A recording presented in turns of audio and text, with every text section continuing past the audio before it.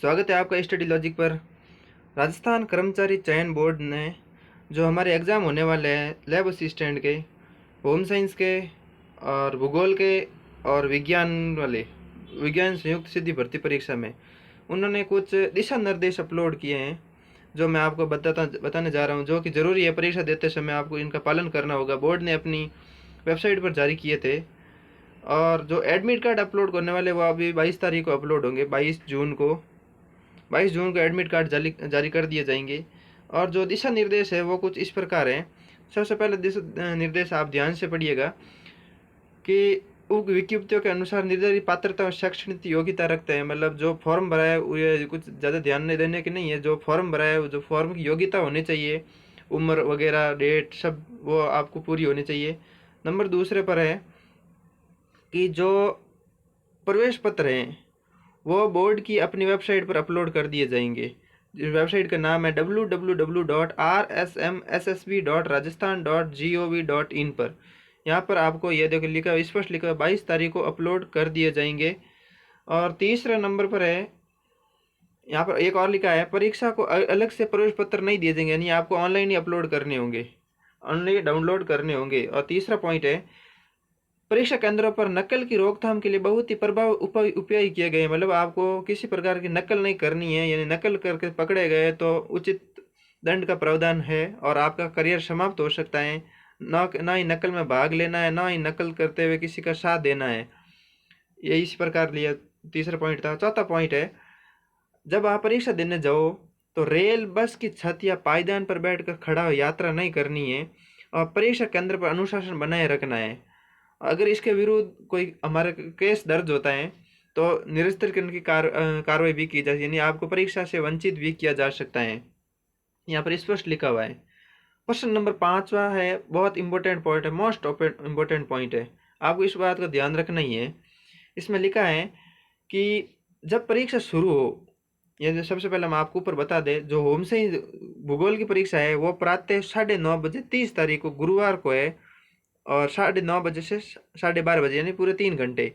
और second shift में होगी प्रयोगशाला सहायक भर्ती परीक्षा, जो कि सेकेंड शिफ्ट में है 3 बजे से 6 बजे तक, यानी ये भी गुरुवार को, ये सुबह सुबह की शिफ्ट में होगी, ये शाम को शिफ्ट में होगी।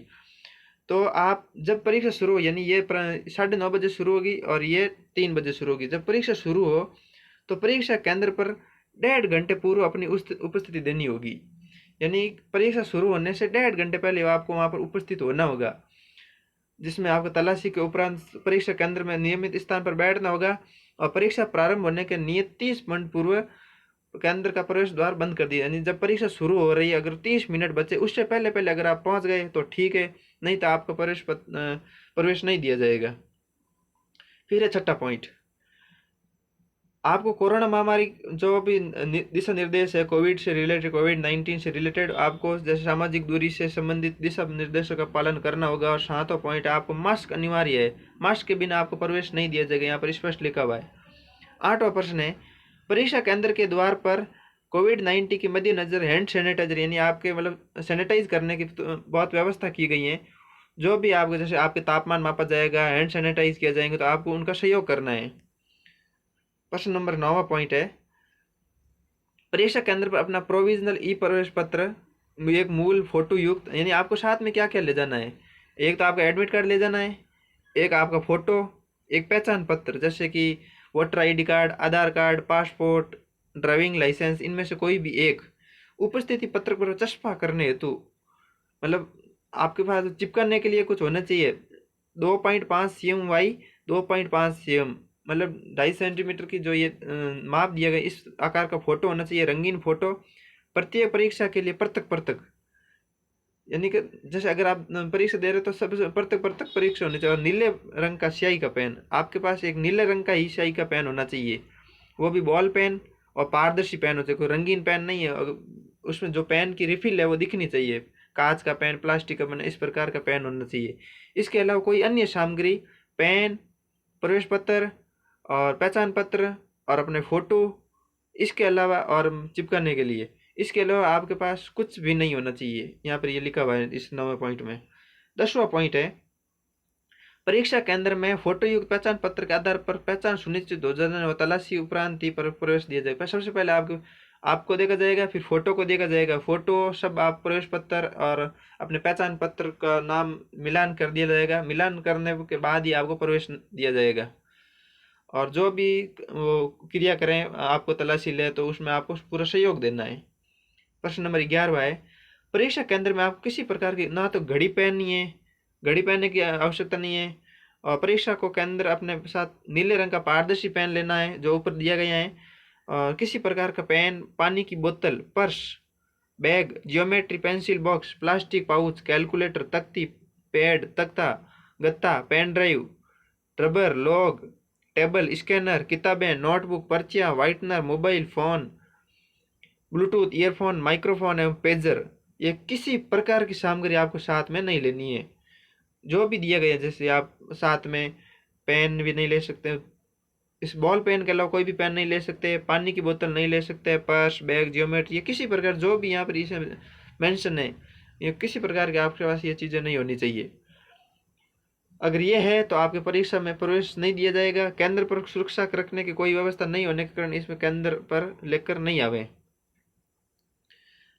12वां प्रश्न है, ऐसे विशेष योग्यजन परीक्षा जिन्हें बोर्ड के उक्त विज्ञापन के अनुसार परीक्षा के दौरान श्रुत लेख देय है, वे सक्षम चिकित्सक अधिकारी के प्रमाण पत्र के साथ अपना आवेदन पत्र संबंधित केंद्राधीन कक्ष को परीक्षा दिवस से 3 दिन पूर्व अवश्य प्रस्तुत कर देवे, अन्यथा श्रुत लेख की सुविधा उपलब्ध कराया जाना असंभव होगा। मैं आपको इस 12 पॉइंट का अर्थ समझाता हूँ। यानी ऐसे विशेष योग्यजन, यानी कि जो हाथ से लिख नहीं सकते या कुछ अंधे है, मतलब दिव्य, जो दिव्यजन है, जो लिख नहीं सकते या देख नहीं सकते, सुन नहीं सकते, उनको जो परीक्षा देने जा रहे हैं और जिनको लिखने के सहायता की आवश्यकता, जैसे कि वो बोलेंगे और दूसरे लिखेंगे, ऐसे कोई लोग हैं, तो अपना चिकित्सक से यानी डॉक्टर से आपको प्रमाण पत्र पर यह मेंशन कराना होगा कि आप ऐसे दिव्यजन हैं और आपको एक साथ में लिखने वाले की आवश्यकता है। तो अगर ऐसे कोई व्यक्ति हैं तो वो 3 दिन पहले ही मतलब अपना प्रमाण पत्र आपको उस परीक्षा के मतलब केंद्र के अध्यक्ष को प्रस्तुत करना होगा, ताकि वो आपके लिए एक लिखने वाले की सुविधा उपलब्ध करा सके। इस प्रकार ये दिया गया है। अन्यथा मतलब हाथों हाथ अगर आप उपलब्ध कराओगे तो संभव नहीं होगा, अगर श्रुत लेखक यानी आप सुनकर लिखने वाले की। समझ गए आप मैं क्या कह रहा हूँ। प्रश्न नंबर 13वां, सॉरी पॉइंट नंबर 13वां पॉइंट में दिया गया है, आपका ड्रेस कोड होना अनिवार्य है। परीक्षा में सम्मिलित होने के लिए आपको ड्रेस कोड में क्या ड्रेस पहननी चाहिए, तो परीक्षा केंद्र में मास्क लगाकर आना होगा। ड्रेस कोड अन्य महत्वपूर्ण कुछ जानकारी विवरण दिया गया है, नीचे दिया गया है ड्रेस कैसी होनी चाहिए। अगर कोई पुरुष अभ्यर्थी यानी जो छात्र हैं, पुरुष अभ्यर्थी आधी आस्तीन की शर्ट, यानी कि आपके शर्ट जो मतलब बाजू तक मतलब आधे हाथ तक होनी चाहिए, और जो शर्ट या टी शर्ट, हवाई चप्पल यानी जो नॉर्मल चप्पल है वही पहने, वो शूज़ नहीं पहने, शूज़ वहाँ पर अलाउ नहीं होगा। स्लीपर यानी आपके लोअर नाइटी पैंट वो कुछ भी पहन सकते हैं आप, जीन्स वो इसमें टाइट ऐसा कुछ नहीं पहनी है, ढीले ढाले वस्त्र पहनने हैं, ढीले वस्त्र पहनने होंगे आपको, यानी कि हाफ बाजू वाली टी शर्ट या शर्ट, और स्लीपर में जैसे कि लोअर पहन सकते हैं आप। इस प्रकार के ड्रेस कोड होना। और जो महिला अभ्यर्थी यानी छात्राएँ, वो सलवार सूट या साड़ी, आधी आस्तीन का कुर्ता यानी कि फुल बाजू का नहीं होना चाहिए, हाफ बाजू का, ब्लाउज, हवाई चप्पल यानी नॉर्मल चप्पल होनी चाहिए, शूज़ आपका अनिवार्य नहीं होगा, सॉरी अलाउ नहीं होगा। स्लीपर पहन कर आप नाइटी पैंट पहन कर आ सकती हैं। और बालों को साधारण रबड़ बैंड, जो महिलाएं होती है जो लड़कियां, वो साधारण रबड़ बैंड ही डालना है बालों के अंदर। कोई ऐसे जो पिन डालते हैं ना बहुत सारी पिन, वो नहीं डाल, साधारण बाल खुले करके रबड़ बैंड डाल के आ जाना चोटी करके।